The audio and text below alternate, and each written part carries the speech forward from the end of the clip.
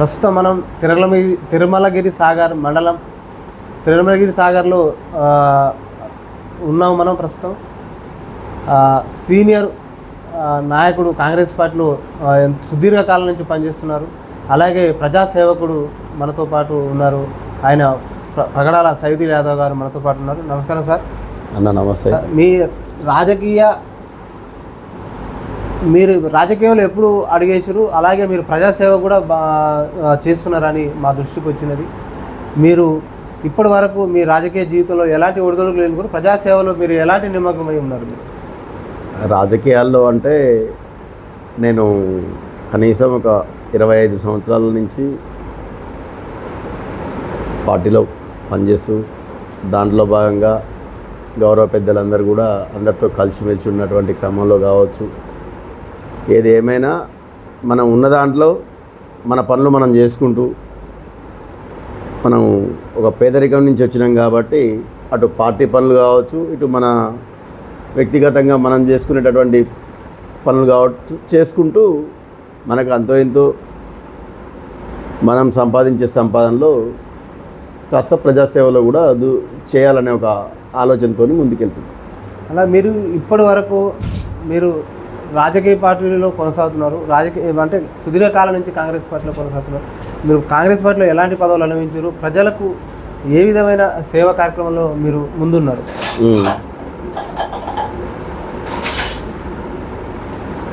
అంటే ఒక మాటతో చెప్పాలంటే మనం చేసే ఒక పార్టీకి సంబంధించినటువంటి పనులు ఏదైనా పార్టీ మన దృష్టిలో పెట్టింది అని చెప్పేసి అంటే ఖచ్చితంగా దాన్ని ఎక్కడ వెనకడుగు వేయకుండా పెద్దలు గౌరవనీయులు జానారెడ్డి గారి యొక్క పిలుపు మేరకు గతంలో జరిగినటువంటి 2014 ఎలక్షన్లో గౌరవ పెద్దలు కూడా పార్టీకి మేమే వెన్నుముక అని చెప్పేసి ఉన్నటువంటి నాయకులు కూడా బీఆర్ఎస్ పార్టీలోకి పోయినటువంటి క్రమంలో మనం ఎంతో క్రియాశీలకంగా పనిచేసి పెద్దలు గౌరవనీయులు జానారెడ్డి గారి గెలుపుకు మనం కూడా ఒక చెప్పుకునేటట్టు వర్క్ చేసినటువంటి వ్యక్తులు మేము. అన్న, మీరు తిరుమలగిరి సాగర్తో పాటు చుట్టుపక్కల అంటే ఈ నియోజకవర్గం సాగర్ నియోజకవర్గంలో మీరు మంచి పేరు ఉన్నది. మీరు రాజకీయమే కాకుండా ఇటు ప్రజాసేవ కూడా చేస్తున్నారు. ప్రజలకు సేవ చేయాలనే ఆలోచన మీకు ఎందుకు కలిగింది? వీళ్ళందరితో తిరిగిన తర్వాత మంచి అనుభవం ఏమొచ్చిందని చెప్పి అంటే వీళ్ళతో తిరిగితే ఏముండదు, ఎంతోమంది నాలాంటి పేదరికం నుంచి వచ్చినటువంటి పేద రైతు కుటుంబంలో పుట్టినటువంటి వ్యక్తులు, అది మహిళలు కావచ్చు, యువత కావచ్చు, విద్య కోసం వైద్య కోసం వస్తుంటే అది చూసి నా మనసు చెలించిపోయి వాళ్ళు ఏదో మాటలు చెప్పుకుంటూ బయటకు వెళ్తున్నటువంటి క్రమంలో కూడా మనకు తోచిన సాయం చేయాలని చెప్పేసి అని 1, 2, 3, 4 అట్లా చేస్తూ ఉంటుంటే దాంట్లో చాలా బాధానీయంతో సరే మనం ఒక పూట ఆపుకోనేను సరే ఒక పూట పేదోడికి మనం అండగా ఉంటే మంచిగా ఉంటుందనే ఒక ఆలోచనతో అది చేసుకుంటూ పోతున్న క్రమంలో ఇది ఇట్లనే అది కంటిన్యూషన్ జరుగుతూ ఉన్నది. అలా ప్రస్తుత పరిస్థితుల్లో ప్రజాసేవ చేయడం అనేది చాలా అరుదుగా వింటుంటాం. అరుదుగా అంటే అందరికీ ఆలోచన కలగదు. అది కొద్ది మందిలో కొద్దో గొప్ప చేయాలనే ఆలోచన అది కొంతమందికి సాధ్యపడుతుంటుంది. మీరు ఇప్పటి వరకు పేదలకు కానీ నిరుపేదలకు కానీ ఎలాంటి సేవా కార్యక్రమాలు అందించారు? నాకేమనిపించింది అంటేనా, నేను చేస్తున్నటువంటి క్రమంలో నాకు ఒకరోజు సందర్భం వచ్చేసి నేను హాలియా పోయి ఉంటుంది. హాలియా నాకే కొంచెం ఫైనాన్షియల్గా పైసలు అవసరం ఉండి పోతే ఏమైందంటే ఓ పర్సన్ దగ్గర ఓ 2-3 మహిళలు ఉన్నారు, అక్క చెల్లెమ్మలు. అన్న నమస్తే అని చెప్పి అంటే అమ్మ నమస్తేరా అని చెప్పేసి అని అన్న. ఏంద్రా ఏదో పని మీద వచ్చిరని చెప్పి అంటే ఏం లేదన్నా, ఇంట్లో ఈయన చనిపోయాడు, సావింటి సొమ్ములు ఎవరు పెట్టుకోవట్లేరు ఇట్లా అని చెప్పేసి అని చెప్తున్నారు. అవునా అని చెప్పేసి నాకు చాలా బాధ అనిపించేసి ఆ రోజు నా మైండ్లో ఒకటి పడ్డది. తక్షణమే ఏం చేసిందంటే వీళ్ళు ఎక్కడైతే ఉన్నారో అక్కడి నుంచే ఓ 10,000 తీసుకొని ఓ 10,000 రూపాయలు ఇచ్చేసి మీరు ఇవన్నీ ఏం పెట్టుకోమాకరా, ఈ చెవుల దిద్దులు కాళ్ళ పట్టీలు ఇవన్నీ పెట్టాల్సినటువంటి పని లేదు, ఈ 10,000 రూపాయలు ఇస్తున్నా తీసుకొని పో, కార్యక్రమం ఏందో కానివ్వండి, మళ్ళీ వచ్చి కలుస్తా అని చెప్పిన. ఆ రోజు అనిపించింది నాకు, ఇంత బాధలలో ఉన్నటువంటి బట్టి, అంటే చనిపోయినటువంటి కుటుంబంలో ఒక ఇంటికి పెద్ద దిక్కుని కోల్పోతే అక్కడ ఆ యొక్క బాడీని అక్కడ పెట్టి పేద చెల్లెమ్మలు ఇక్కడ దాకా వచ్చేసి తీసుకోవడం నాకు చాలా బాధని ఆ రోజు అనిపించింది. ఏది ఏమైనా సరే నా ఊపిరి ఉన్నంత వరకు నేను ఎంతో పెద్ద చేయాల్సినటువంటి పని లేదు. చనిపోయినటువంటి కుటుంబానికి ఖచ్చితంగా నేను ఒక అంతిమ ఖర్చులకు కావచ్చు, నేను అందుబాటులో లేకపోతే ఆ జరిగేటటువంటి ఆ 10-13 రోజులు ఆ కార్యక్రమాలు ఉంటాయి కదా, వాటిలో పోయినా సరే నేను ఖచ్చితంగా ఒక 10,000 రూపాయలు నా వంతుగా నేను చేయాలనే ఒక ఆలోచన నాకు మనసు తట్టింది. అది నేను కంటిన్యూషన్గా చేస్తూ ఉన్నాను. సార్, మీకు ప్రజాసేవతో పాటు రాజకీయాల్లోకి రావాలనే ఆలోచన ఎందుకు కలిగింది? మీకు స్ఫూర్తి ప్రదాత ఎవరు? ఇక స్ఫూర్తి ప్రదాత అంటే మాకు గౌరవ పెద్దలు జానారెడ్డి గారు, అదేవిధంగా ఇక్కడ హాలియాలో మలిరెడ్డి లింగారెడ్డి గారు కావచ్చు, కర్ణాటక లింగారెడ్డి గారు కావచ్చు, ఇట్లా కాకనూరు నారాయణ కావచ్చు, అంటే అందరూ మంచి మేధస్సు ఉన్నటువంటి అన్ని రకాల ప్రోటోకాల్స్ చేసినటువంటి వ్యక్తులు. వాళ్ళ మధ్యలో మనం వాళ్ళతో పాటు జర్నీ చేసినాం కాబట్టి ఇక వాళ్ళే నాకు. మీరు జానారెడ్డి గారిని చూసే మేము రాజకీయాలకు వచ్చిన వాళ్ళ స్ఫూర్తితో నేను వచ్చినట్టు, మరి జానారెడ్డి గారిలో మీకు ఏం అనిపించింది? ఆయన రాజకీయంగా ఎలాంటి సేవా కార్యక్రమాలు చేశారు? అంటే జానారెడ్డి గారు సేవా కార్యక్రమాలు చేసిరని చెప్పి అంటే జానారెడ్డి చేసినటువంటి అభివృద్ధి చాలా గొప్పది. వాస్తవికంగా చెప్పాలంటే ఈ 40 సంవత్సరాల సుదీర్ఘకాలంలో ఈ యొక్క గతంలో ఉన్నటువంటి పేరుగాంచినటువంటి చిలకుర్తి కాన్స్టిట్యున్సీ, అదేవిధంగా నాగార్జున సాగర్ కాన్స్టిట్యున్సీగా మారినప్పటికీ వరకు కూడా గతంలో ఏమున్నాయి, గ్రామాలలో డ్రైనేజీలు లేవు, దాంతోపాటు సీసీ రోడ్లు లేవు, వాటర్ తాగుదామని చెప్పేసి అంటే మోటార్లు, బోర్లు లేవు, బోరింగ్లు లేవు. ఆ రోజుల్లో బోరింగ్ లేపించినటువంటి వ్యక్తి జానారెడ్డి గారే. అదేవిధంగా ఈ యొక్క 6-7 మండలాల పరిధిలో అన్ని రకాల ఆఫీసులు కావచ్చు అవన్నీ చేసింది జానారెడ్డి గారే. జానారెడ్డి గారు గురించి మా తాతలు తండ్రులు వాళ్ళందరికీ తెలుసు. వాళ్ళు ఆ రోజులలో ఎన్ని రకాల బాధలు పడ్డారో ఆ బాధల నుంచి ఈరోజు బాటలు వేసినటువంటి వ్యక్తి అయితే పక్క జానారెడ్డి గారే. మీరు అంటే ప్రజాసేవకుడు, స్వతహాగా మీరు రాజకీయాల్లోకి రావాలని ఆలోచన ఎందుకు కలిగింది? అంటే ప్రజాసేవకు రాజకీయానికి ఎంత సంబంధం ఉంది? అంటే రాజకీయంతో సంబంధం లేదు కదా, ప్రజాసేవ చేసుకోవచ్చు కదా అని. నేను ప్రజాసేవే చేస్తున్నా. రాజకీయం అంటే ఇప్పుడు రాజకీయంగా ప్రతి ఒక్క అక్కచెల్లెమ్మ కావచ్చు, ప్రతి ఒక్క అన్నదమ్ముడు, విద్యార్థులు, దాంతోపాటు ఆరోగ్య పరిస్థితి బాలేక వచ్చినటువంటి వ్యక్తులకు ఏంటంటే ప్రజాసేవతోనే మనం ముందుకు పోవాలని చెప్పేసి అంటే కొన్ని దగ్గరలో కొన్ని ఆఫీసుల పరంగా కావచ్చు, అది చెప్పుకునేటట్టు కొన్ని విషయాలు ఉంటాయి. అది ఓ పేద కుటుంబాలకు అండగా ఉండాలంటే మనం ఖచ్చితంగా ఇది కూడా అవసరమే అనే ఒక ఆలోచనతోనే రాజకీయాలకు మనం అంత డెప్త్ రాజకీయం కూడా ఏం చేయట్లేము, ఉన్న దాంట్లో ఇది చేస్తున్నాం. సార్, మీరు మెయిన్గా సైదులన్న అని చెప్పేసి అంటే ప్రజాసేవకుడిగానే గుర్తిస్తారు. మీరు ఒక యువకుడిగా ఉన్నారు, ప్రజాసేవ చేస్తూ రాజకీయంలో కూడా మీరు చురుకుగా పాల్గొంటున్నారు. మీరు నియోజకవర్గంలో ఐఎన్టీయూసీ అధ్యక్షుడిగా పనిచేశారంటున్నారు. మరి మీరు ఐఎన్టీయూసీ అధ్యక్షుడిగా మీరు ఎంతవరకు న్యాయం చేశారు దానికి? జానారెడ్డి సార్ గారు గౌరవ పెద్దలు హోంశాఖ ఉన్నప్పుడు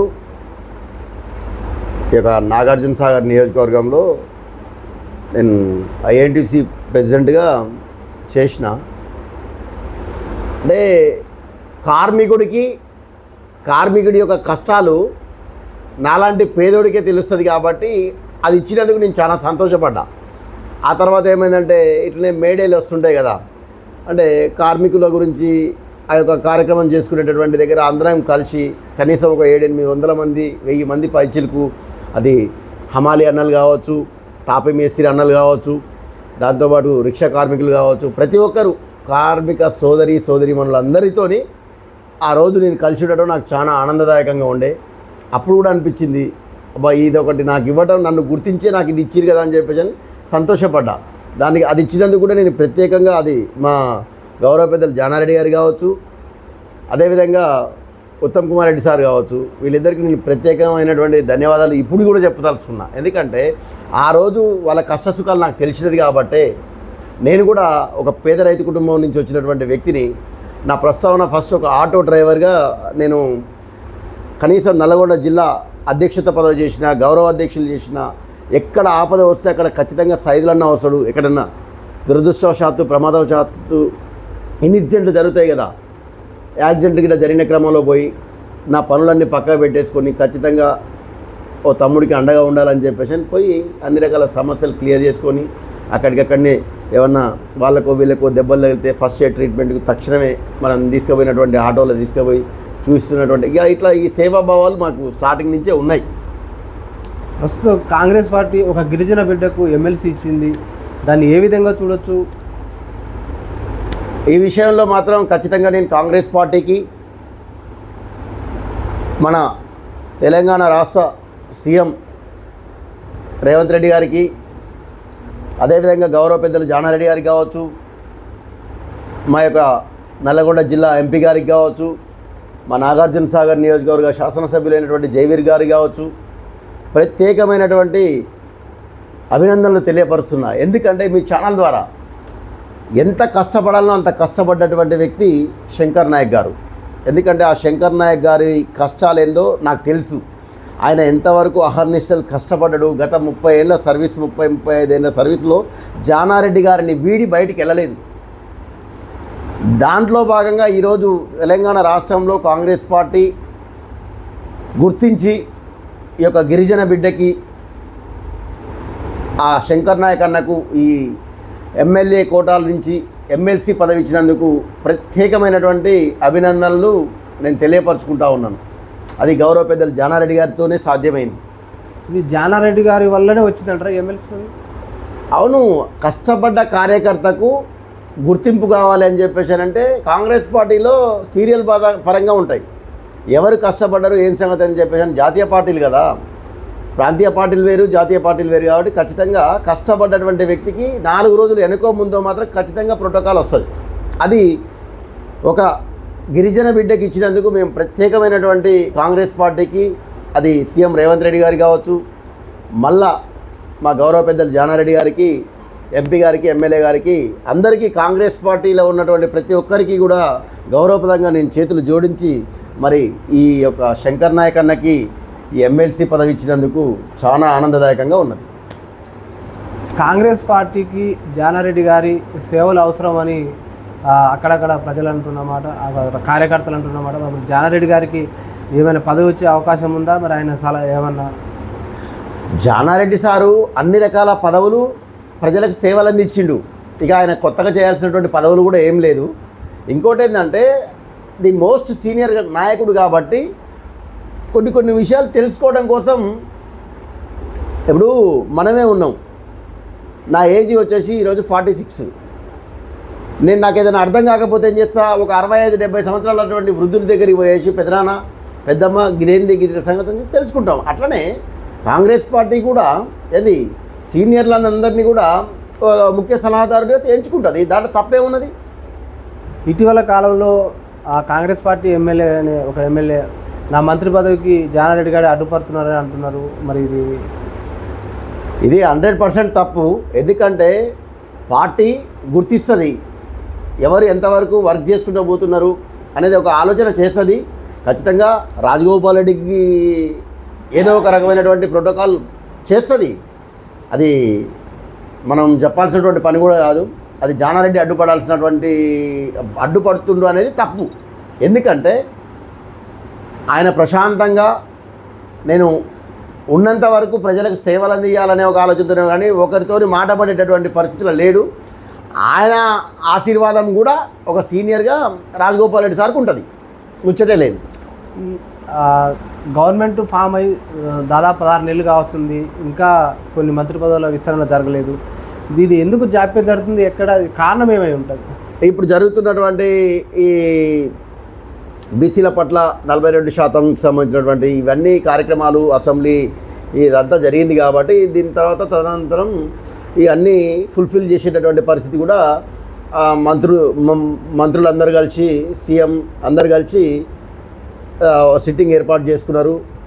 ఏదో ఒక టైంలో ఇదంతా అయిపోయిన తర్వాత కంపల్సరీ ఉన్నటువంటి మంత్రి పదవులు కూడా అన్ని ఫిలప్ అయ్యేటటువంటి పరిస్థితి కూడా రేపు వచ్చే ఈ నెల 15 రోజుల మధ్యలో జరిగిపోతుంది. మీ ఈ నాగార్జున సాగర్ నియోజకవర్గం రఘువీర్ రెడ్డి గారి జయవీర్ రెడ్డి గారి ఆధ్వర్యంలో ఎలా అభివృద్ధి కొనసాగుతుంది? అభివృద్ధి విషయానికి వచ్చేస్తే ఇప్పుడు చెప్పుకోవాల్సినటువంటి ముఖ్యంగా ఒక మాటతో చెప్పాలంటే మా తిరుమలగిరి సాగర్ మండలంలో జరుగుతున్నటువంటి అభివృద్ధి నాగార్జున సాగర్ నియోజకవర్గంలో కావచ్చు, తిరుమలగిరి సాగర్ మండల హెడ్ క్వార్టర్లో కావచ్చు, ఈ పైలట్ ప్రాజెక్టు ద్వారా అహర్నిశలు గౌరవ కలెక్టర్ గారికి మీ ఛానల్ ద్వారా నేను ప్రత్యేకమైనటువంటి అభినందనలు తెలియపరుస్తూ ఉన్నాను. ఎందుకంటే నల్లగొండ జిల్లా కలెక్టర్ గారికి ప్రత్యేకమైనటువంటి అభినందనలు ఎందుకు చెప్తున్నాం అంటే మా తిరుమలగిరి సాగర్ పట్ల కావచ్చు, అది కలెక్టర్ గారికి, దాంతోపాటు సబ్ కలెక్టర్ గారికి, ఆర్డీఓ గారికి, మా దగ్గర పనిచేస్తున్నటువంటి ప్రతి ఒక్క ఎంఆర్ఓకి, ఈ యొక్క సిబ్బంది ప్రతి ఒక్కరికి కూడా వాళ్ళకు చేతులు జోడించి మరి శిరస్సుంచి వాళ్ళకి పాదాభివందనం చేయాలనిపిస్తుంది. ఎందుకంటే ఎంతో చొరవ చేసేసి కనీసం తక్కువ ప్రతి ఒక్క ఆఫీసర్ అటెండర్ కాడ నుంచి ఆల్ ఆఫీసర్స్ మొత్తం కూడా దాని మీదనే ఫోకస్ చేసేసి పేదలకు, రైతులకు పట్టాలు ఇచ్చేటటువంటి ఆలోచనతోని ఎవరైతే సిట్టింగ్ భూములలో కబ్జాలో ఉన్నటువంటి వ్యక్తికి లైవ్ అక్కడికి పోయి ఈ భూమి నీదేనా అని చెప్పేసి రైతుని టైమింగ్ లేదు డ్యూటీకి, మనం అనుకుంటాం 10 గంటలకు డ్యూటీకి వచ్చేసి 4 గంటలకు పోయేటటువంటి డ్యూటీలు కాదు. ఉదయం పొద్దున్నే 6 గంటలకు రైతుల మధ్యకే వచ్చి రైతుల మధ్యలోనే భోజనాలు చేసేసి వాళ్ళ దగ్గరనే అన్ని రకాలుగా చేసుకుంటుంటే అది చాలా ఆనందం అనిపించింది. ఈరోజు కనీసం తక్కువలో 10,000 ఎకరాలకు సిట్టింగ్లకు పట్టాలు ఇచ్చేటటువంటి పరిస్థితి కాంగ్రెస్ పార్టీలో జరుగుతున్నటువంటి తీరు చాలా మంచి జరుగుతూ ఉన్నది. ధరణి పోర్టల్ వల్ల రైతులకు భూములు ఆక్రమణకు గురైపోయినాయి. ఎంతోమంది రైతులకు పట్టాలు కాలేదు, వాళ్ళు ఎంతోమంది మనోవేదన గురైండ్రు. ఆ ధరణి పోర్టల్ వల్ల కొత్తగా భూభారత్ తీసుకొచ్చారు. పైలట్ ప్రాజెక్టుగా తిరుమలగిరి సాగర్ మండలంలో గ్రామాన్ని ఎంపిక చేశారు. అక్కడ ఫలితాలు ఏ విధంగా ఉన్నాయి, రైతులకు ఎలాంటి సేవా భూ సమస్యలు పరిష్కారం అవుతున్నాయి? ఇప్పుడు ఇది కాంగ్రెస్ పార్టీలో భూభారతి పెట్టిన తర్వాత చాలా మంచి జరుగుతున్నదని చెప్పేసి నేను చెప్పదలుచుకున్నా. మొన్ననే కలెక్టర్ గారి ద్వారా రైతులు పెద్ద ఎత్తున వచ్చేసి వాళ్ళ ముఖంలో ఆ ఆనందం చూస్తుంటే తట్టుకోలేకపోయింది. రైతు ఆనందంగా ఉండాలనే ఒక ఆలోచనతోనే ఈ యొక్క భూభారతి తీసుకొచ్చేసేసి పైలట్ ప్రాజెక్టు ద్వారా భూములు సిట్టింగ్లకు పట్టాలు ఇచ్చేటటువంటి పరిస్థితి తీసుకొస్తుంది కాంగ్రెస్ పార్టీ. మరొకసారి సీఎం రేవంత్ రెడ్డి గారికి కావచ్చు, దాంతోపాటు మా గౌరవ పెద్దలు జానారెడ్డి గారు సీఎం గారి దృష్టితోనే ఈరోజు ఈ పేదలకు పట్టాలు వస్తూ ఉన్నాయి.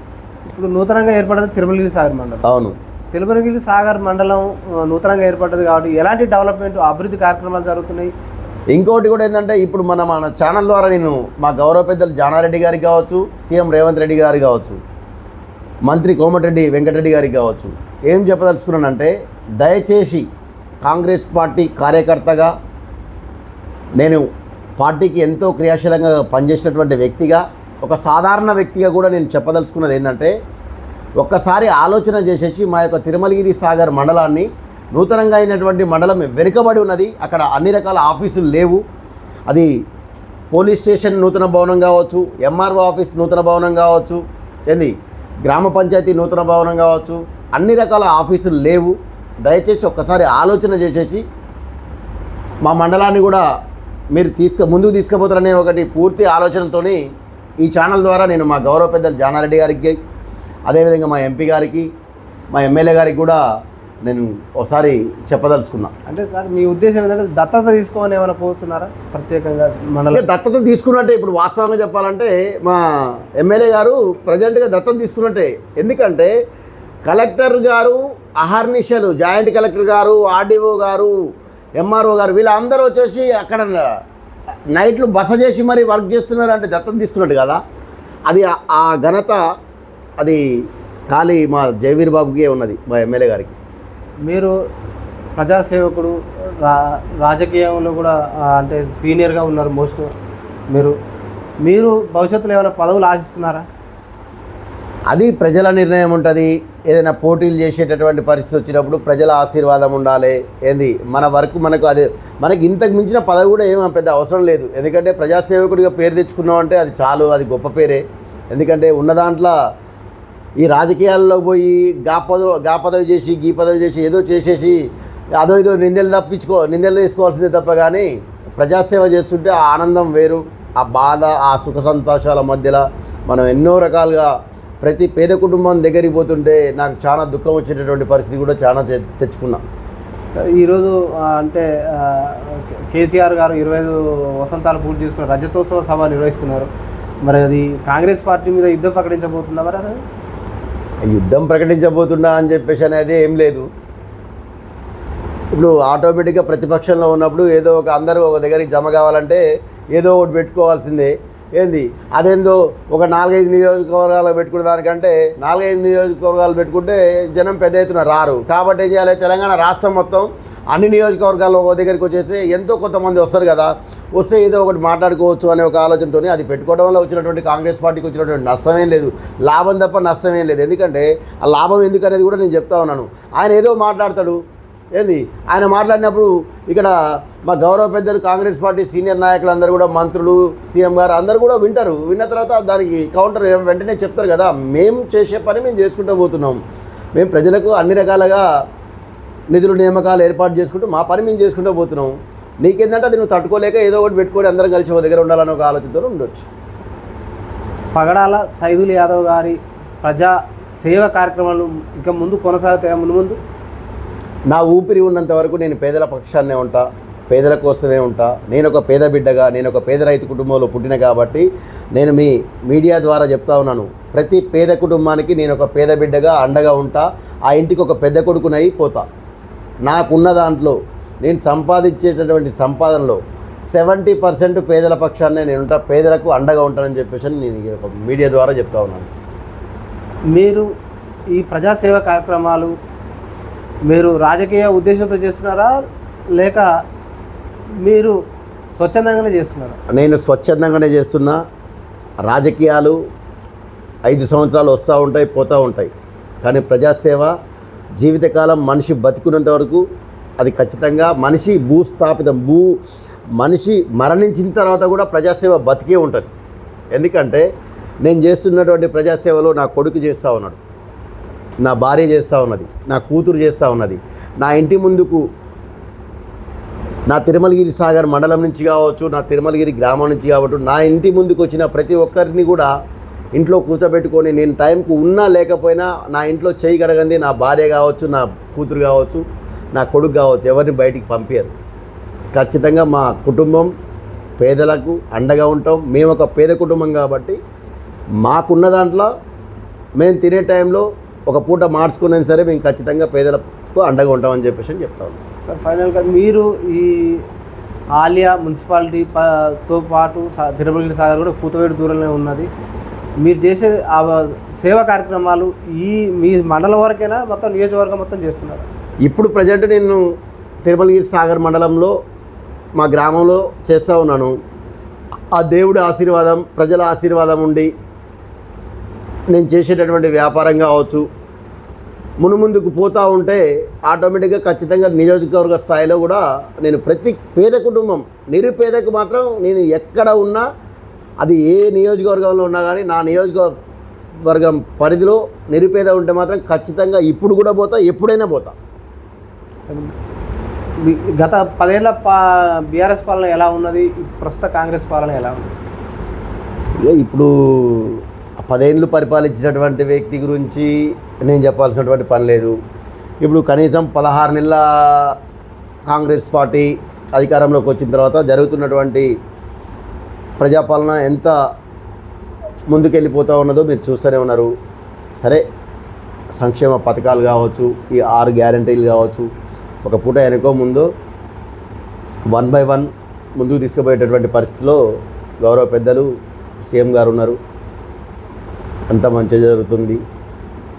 మీరు కాంగ్రెస్ పార్టీలో ఒక సీనియర్ నాయకుడిగా ఉన్నారు, జానారెడ్డి గారికి అతి దగ్గరగా ఉంటారని కూడా తెలిసింది. సార్, మీరు 15 నెలల కాలం కావస్తుంది స్థానిక సంస్థ ఎలక్షన్లు ముగిసి, మరి ఈ ఎలక్షన్లు నిర్వహించే అవకాశం ఏమైనా ఉందా సార్? ఈ నెల 15 రోజుల మధ్యలో ఖచ్చితంగా స్థానిక ఎన్నికలు అన్నీ జరిగిపోతాయి. అది సర్పంచ్ ఎన్నికలు కావచ్చు, ఎంపీటీసీ జెడ్పీటీసీల ఎలక్షన్స్ ఈ 45 డేస్లో ప్రభుత్వం కూడా అన్ని రకాల కసరత్తులు చేస్తూ ఉన్నది. మాకు తెలిసినంతలో భాగంగా ఈ నెల 15 రోజుల్లో మాత్రం ఖచ్చితంగా స్థానిక ఎన్నికలు జరుగుతాయి. సార్, అధిష్టానం గుర్తించి మీకు ఒక అవకాశం ఇస్తే తిరుమలగిరి సాగర్ మండలం ఎలాంటి అభివృద్ధి కార్యక్రమాలు మీరు చేసే అవకాశం? అది మా గౌరవ పెద్దలు జానారెడ్డి గారు నువ్వు ఉండాలని చెప్పేసి అన్నా, అదేవిధంగా నా గ్రామ ప్రజలు అన్న తమ్మి నువ్వు ఖచ్చితంగా ఉండాలని చెప్పేసి అంటే తప్పకుండా పోటీ చేస్తా. దాంట్లో భాగంగా నేను చేయాలనుకున్నది ఒకటే, తాగునీరు ప్రతి ఒక్కరికి కూడా గడప గడపకు మినరల్ వాటర్ అందించే ఏర్పాటు చేస్తా. ఎందుకంటే వాటర్ ప్లాంట్ల దగ్గరికి పోయి 10 రూపాయలు ఇస్తేనే మంచినీళ్ళు పోస్తుంది. ఆ 10 రూపాయలు లేనటువంటి నా పేద కుటుంబాల పరిస్థితి ఏంది అనే ఒక ఆలోచనతోని దీంట్లో భాగంగా పుట్టినవాడు మరణించక తప్పదన్నట్టుగా చావు కూడా ఒక పెళ్లి లాంటిదే అనే ఒక ఆలోచనతోని నా గ్రామానికి దూరభారాన్ని ఉన్నటువంటి వ్యక్తులు రాలేకపోతున్నారు. వాళ్ళు వచ్చేసే వరకు తీరా అని చెప్పేసి అని ఇక్కడ ఉన్నటువంటి బాడీని తరలించేటటువంటి పరిస్థితి తీసుకొస్తూ ఉన్నారు. దాంట్లో భాగంగా వైకుంఠ ధామానికి ఒక వైకుంఠ రథం, ఫ్రీజర్ ఇవి తక్షణమే నా గ్రామానికి నేను ఏర్పాటు చేసేటటువంటి పని మీద ఉన్నా. అది తప్పకుండా ప్రజలు అవకాశం ఇచ్చినా, ప్రజలు అవకాశం ఇవ్వకపోయినా నా ప్రజాసేవలో భాగంగా ఇవి కంపల్సరీ వైద్యం కోసం కావచ్చు, వృద్ధులకు, తల్లిదండ్రులను చూడనేటువంటి వ్యక్తులకు, వాళ్ళకు అన్ని రకాలుగా పౌష్టిక ఆహారం కావచ్చు, అది ఖచ్చితంగా నేను చేసేటటువంటి ఆలోచనతో ఉన్నా. ఇక అభివృద్ధి విషయానికి వచ్చేస్తే ఇవన్నీ మనం చెప్పుకుంటూ పోతే ఎన్నో ఉంటాయి. ఏంది అవి జరుగుతూనే ఉంటాయి. ఏముంటుంది, ఓ సర్పంచ్ చేసేది ఏమన్నా పెద్ద పెద్ద పనులు అయితే ఏముండవుగా, డ్రైనేజీలు ఉంటాయి, సీసీ రోడ్లు ఉంటాయి, స్ట్రీట్ లైట్స్ ఉంటాయి, హైమాక్స్ లైట్లు ఉంటాయి.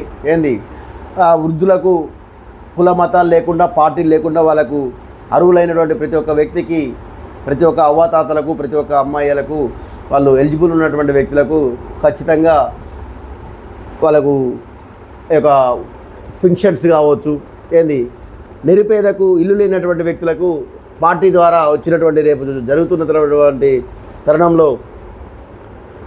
గవర్నమెంట్ ఏదైతే స్కీములు పెట్టినా అది పేదలకు అందాలనే ఒక ఆలోచనతోనే ఉన్నాం. మా వంతుకు గదే చేస్తాం. సార్, ఇప్పుడున్న పరిస్థితులు అంటే రాజకీయ పరిస్థితులు ఎలా ఉన్నాయంటే డబ్బు మద్యం లేనిదే రాజకీయంలో గెలిచే పరిస్థితి లేదు, స్థాయికి వచ్చేసింది.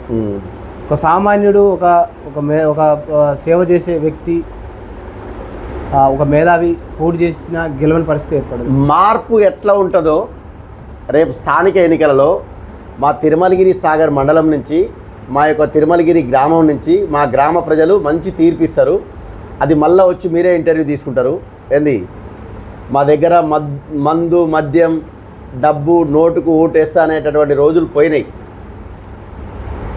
ఖచ్చితంగా ప్రజల మధ్యలో ప్రజల స్థితిగతులు, ప్రజల కష్ట సుఖాలు ఎవరైతే ఆలోచన చేస్తున్నారో ఆ బిడ్డని మా కడుపులో పెట్టుకొని ఉండాలని చెప్పేసి మా ఇంటి పెద్ద కొడుకు ఆశీర్వదిద్దామని చెప్పేసి మా తిరుమలగిరి గ్రామ ప్రజలు 1000 కళ్ళతోని వేచి చూస్తూ ఉన్నారు.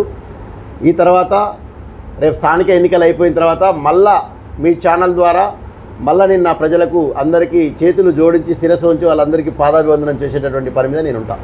సార్, మీరు ఒక యువకుడిగా ఉన్నారు, ఒక ప్రజాసేవకుడు, ఒక సౌమ్యుడిగా మీకు మంచి పేరున్నది. ఈ తిరుమల సాగర్ మండలంతో పాటు నాగార్జున నియోజకవర్గంలో కూడా, సాగర్ నియోజకవర్గంలో యువత బాగా డ్రగ్స్కు, మద్యాన్ని బానిపోయి వాళ్ళ కుటుంబాలు చిన్న భిన్నం అయిపోతున్నాయి.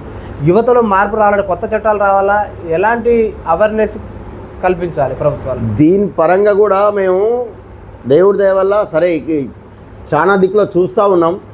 యువత విషయంలో యువతకు మా దగ్గర నుంచి ఏంది మేము ఉదయం పొద్దున్నే కావచ్చు, ఈవినింగ్ కావచ్చు, గ్రౌండ్కి పోవాలి. ఏంది మనం స్పోర్ట్స్ ద్వారా స్పోర్ట్స్ కిట్స్ తెప్పించేటటువంటి ఆలోచన కూడా చేస్తూ ఉన్నాను. ఏంది సరే ఇప్పుడు వాస్తవికంగా చెప్పాలంటే ఈ మధ్యకాలంలో చాలా తక్కువగా వింటూ ఉన్నాం. గతంలో ఒక 4-5 నెలల ముందర మాత్రం పొద్దున్నే ఏ సెల్ ఓపెన్ చేసినా, ఏ గ్రూప్లకు పోయినా, ఏ మీడియా ఛానల్కి పోయినా కానీ ఇదే వచ్చుండే. కానీ ఈ మధ్యకాలంలో మాత్రం దేవుడి దయ వల్ల యువత, నేను మీ ఛానల్ ద్వారా ఏం చెప్తానంటే, దయచేసి మన అమ్మా నాన్నలు ఎంతో కష్టపడతా ఉన్నారు, మన కుటుంబ నేపథ్యం బాగలేదు, పేదరికం నుంచి వచ్చినటువంటి ప్రతి ఒక్క ఆత్మీయ తమ్ముడికి చెప్పేది ఏంటంటే, ఈ ఛానల్ ద్వారా దయచేసి మనం చదువుకు ప్రియారిటీ ఇవ్వాలి. ఆ చదువులో వెనుకబడితే మన తల్లిదండ్రులకు అండగా ఉండేసి, మనకున్నటువంటి వ్యవసాయ భూమి కావచ్చు, ఇంకోటే కావచ్చు, ఏదో ఒక పని చేసుకుంటూ మన కుటుంబానికి మనం అండగా ఉండాలి, తల్లిదండ్రులకు మనం ధైర్యాన్ని నింపాలనే ఒక ఆలోచన మాత్రం నేను మీ ఛానల్ ద్వారా చెప్తా ఉన్నా యువతకి. సార్, ఇక్కడ స్థానిక ప్రజలే కావచ్చు, కాంగ్రెస్ శ్రేణులే కావచ్చు, జానారెడ్డి గారిని భవిష్యత్తులో ముఖ్యమంత్రిగా చూడాలని అన్ని శాఖలు అనుభవించిన వ్యక్తి, అనుభవమైన వ్యక్తిని ముఖ్యమంత్రిగా ఒక పదవి ఒక్కటే ఉన్నది, ఇక అది చేసి అది వచ్చింటే బాగుండేది ప్రజల ఆకాంక్ష. మీరు వాస్తవంగా చెప్పాలంటే, కార్యకర్తగా, కాంగ్రెస్ కార్యకర్తగా మీరు ఏం చెప్తారు? వాస్తవంగా చెప్పాలంటే మనస్ఫూర్తిగా నాకే ఉన్నది, పెద్ద ఆయన ఈసారి పోటీ చేసి ఉంటే ఖచ్చితంగా సీనియర్ నాయకుడు కాబట్టి, కాంగ్రెస్ పార్టీ అధికారంలోకి వచ్చింది కాబట్టి, ఏంది అక్కడ రాహుల్ గాంధీ కావచ్చు, తల్లి సోనియా గాంధీ కావచ్చు, తప్పకుండా పెద్ద ఆయన్నే కూర్చోబెడుతుంది అని చెప్పేసి అనుకుంటుంది. కానీ ఆయన ఏంటంటే రెస్ట్ తీసుకోవాలనే ఒక ఆలోచనతో ఏంది ఈరోజు రేవంత్ రెడ్డి గారు కూడా, ఇప్పుడు ప్రజెంట్ సీఎం గారు కూడా గౌరవ పెద్దలు జానారెడ్డి గారికి ఒక పెద్ద కొడుకు లెక్కనే ఏంది, అది ఆయన సాహసంతోనే జరిగింది. ఏంది, ఎందుకంటే సీనియర్ నాయకుడు కాబట్టి మనం ఎన్నో రకాల ఆశలు పడుతుంటాం. కానీ పెద్ద ఆయన గౌరవ పెద్దలు జానారెడ్డి గారు రాజకీయంగా విశ్రాంతి తీసుకొని ఇద్దరు కొడుకులకు మంచి భవిష్యత్తు ఇచ్చిండు. అంటే ఒక కొడుకుని ఎమ్మెల్యేగా అసెంబ్లీలో అడుగుపెట్టడం, ఒక కొడుకుని మన ఎంపీగా చేయడం చాలా అది ఆ పెద్దలు ఆయనకే దక్కింది. పగడాల సైదుల్ యాదవ్కు ఓటు వేయాలంటే ప్రజాసేవ చూసి వేయాలా, రాజకీయ నాయకులు చూసి ఓటు వేయాలా? ప్రజాసేవ చూసి వేయాలి. సైదులకు ఓటు వేయాలంటే సైదుల్ని ఫస్ట్ ఒక్కసారి ఆలోచన చేయమని చెప్తున్నా. ఎట్లా, సైదుల్ మంచివాడా చెడ్డవాడా, సైదుల్ యొక్క గుణతత్వం ఏంది, సైదులకు సేవ చేసేటటువంటి గుణం ఉందా, సైదుల్ని రేపు గెలిపిస్తే సైదులు మనకు మంచి చేశాడా చెడు చేశాడా, నా మీద నమ్మకం ఉన్నటువంటి ప్రతి ఒక్క అక్క చెల్లెమ్మ, ప్రతి ఒక్క అన్నదమ్ముడు నాకు ఓటేసి ఆశీర్వదించమని చెప్పేసి అని, ప్రజాసేవ కావచ్చు అది అన్ని రకాలుగా నేను ముందుకు తీసుకుపోతానని చెప్పేసి అని నేను మీ ఛానల్ ద్వారా చెప్తున్నా. దయచేసి ఒక్కసారి మీరు మోసపోకండి. నాకు ఓటు వేయకపోయినా పర్వాలేదు, కానీ మీరు మోసపోకుండా మీ ఆలోచన చేసుకొని మీ ఓటు మీ సొంతం. ఈ ఓటు ద్వారానే అవతల మీ రాతలు మారాలన్నా, మీ గ్రామం అభివృద్ధి చెందాలన్నా ఏంది అన్ని రకాలుగా మీకు కీలకమైనది ఓటే. కాబట్టి ఆ ఓటుని నోటు పరంగా ఆలోచన చేయకుండా ఓటుని ఒకసారి ఆలోచన చేసి అభివృద్ధి చేసేటటువంటి నాయకుడికి, మీకు ఫోన్ చేసిన కూతవేటి దూరంలో ఉండి వచ్చి మీ కష్టసుఖాల్లో షేర్ చేసుకునేటటువంటి వ్యక్తికి, ప్రతి ఒక్క గ్రామానికి అదే చెప్తున్నా. మా తిరుమలగిరి గ్రామమే కాదు, టోటల్గా తెలంగాణ రాష్ట్రంలో గ్రామం బాగుండాలంటే గ్రామంలో ఉన్నటువంటి ప్రథమ పౌరుడు కరెక్ట్గా ఉండాలి. ఆ ప్రథమ పౌరుడిని మంచిగా ఎంచుకోండి. మంచి వ్యక్తిని ఎంచుకుంటే మీ రాతలు మారుతాయి. అర్థమైందా? నేను చెప్పదలుచుకుంది ఏంటంటే, ప్రతి ఒక్క ఓటర్ మహాశయులందరికీ తెలంగాణ రాష్ట్రంలో ఉన్నటువంటి ప్రతి ఒక్క గ్రామానికి, గ్రామ ప్రజలకు ఈ యొక్క మీడియా ద్వారా నేను ఏం చెప్తున్నా అంటే, అందరూ అంటారు పార్టీలు చూసి వేస్తాం ఓట్లు కాదు, పార్టీని కాదు చూసేది, వ్యక్తిని చూసి ఓటు వేసుకోండి. వ్యక్తి ఒక శక్తి లెక్క పనిచేయాలి. అట్లయితేనే వారికి ఆ గ్రామం బాగుంటుంది. అది ఆలోచన చేసుకొని వేసుకోండి. మీ రాతలు మారాలంటే మీ గ్రామ ప్రథమ పౌరుడు మీకు అండగా ఉండాలి, మీరు అతనికి అండగా ఉండాలి. అప్పుడు గ్రామం అభివృద్ధి జరుగుతుంది. కానీ ఆ విషయంలో నేను మళ్ళా చెప్తున్నా, మీకు ఆలోచన చేసుకొని మీ ఓటు వేసుకోండి. అది నాకేయాలన్నా, ఇంకోరికి వేయాలన్నా, నీకేయాలన్నా అనేది కాదు. ఎవరికి వేయాలన్నా కానీ ఆలోచన చేయండి. మోసపోమకరి మద్యం, మందు ఇలా నైట్ ఏదో తాగి పొద్దున పోయి ఓటేద్దామని చెప్పేది అనుకుంటే నీ గుంతలు నువ్వే పడతావు. ఆలోచన చేసుకో, మార్పు కోరుకుంటే మన గ్రామం ఏ విధంగా అభివృద్ధి జరగాలి, పేదలకు అండగా ఉండేటటువంటి నాయకుడిని ఎంచుకోండి. ప్రతి ఒక్క సమస్య గురించి మీ ఇంటికి వచ్చేసి మీ ఇంట్లో కూర్చొని మీ కలేవ గంజు తాగేటటువంటి నాయకుడిని ఎంచుకోమని చెప్తున్నా.